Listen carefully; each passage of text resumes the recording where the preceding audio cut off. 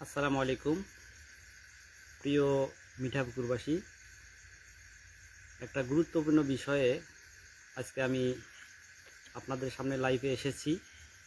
সেটা হচ্ছে মিঠাপুকুরের ঐতিহ্যবাহী একটি ইউনিয়ন 17 নং ইমাদপুর ইউনিয়ন অধীন আমাদের মোল্লারহাট থেকে আদারহাটগামী একটি প্রায় 34-35 হাজার লোকের যাতায়াত ব্যবস্থা রয়েছে। এখানে আমাদের এলজিডি প্রকল্পের একটি কাজ করতে গিয়ে দেখা যায় কে বা কারা এখানে বাধার সম্মুখীন করেছে। চলমান একটি কাজকে দেখা যায় যে মাটি খনন করা হয়েছে, লেবেল করা হয়েছে, বালা ফেলানো হয়েছে। দেখা যায় যে এই কাজটাকে তারা বিঘ্ন ঘটাচ্ছে এবং এই প্রকল্পটাকে তারা নাকি অন্য জায়গায় ট্রান্সফার করেছে। সুতরাং এলাকাবাসীর দাবি, এই জনদুর্ভোগ বর্তমান সময়ে বৃষ্টি বাদলের দিনে অনেক মানুষের কষ্টে দুর্দশায় ভোগান্তিতে পড়ে গেছে।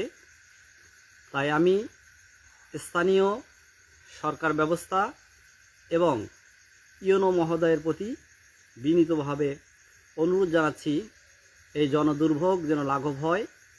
আর সেই সাথে আর একটা বিষয় জানাচ্ছি, এর পিছনে যদি কারো ষড়যন্ত্র থেকে থাকে আমরা এলাকাবাসীকে সাথে নিয়ে এটাকে প্রতিরোধ করব ইনশাল্লাহ।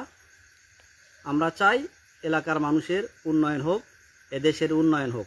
এদেশে আর কোনো বৈষম্য থাকবে না, বৈষম্যের এই দেশে আর ঠাঁই হবে না ইনশাল্লাহ। তো এই জন্য আগামীকালকে আমরা ইনশাল্লাহ চেয়ারম্যান মহোদয়ের সাথে আমরা যোগাযোগ করব। আপনারা সকাল 11টায় তেঁতুলিয়া কাউন্সিলে অবশ্যই আমাদের সাথে ইউনিয়নবাসী আমাদের সাথে একত্র ঘোষণা করবেন এবং আমাদের এলাকাবাসীর যৌক্তিক দাবি আমরা চেয়ারম্যান সাহেবের কাছে আমরা পেশ করবো ইনশাল্লাহ। এই বলে আমার কথা শেষ করছি। তো লাইভটা আপনারা বেশি বেশি করে শেয়ার করে দিবেন যাতে আগামীকালকের কর্মসূচিটা বাস্তবায়ন হয়।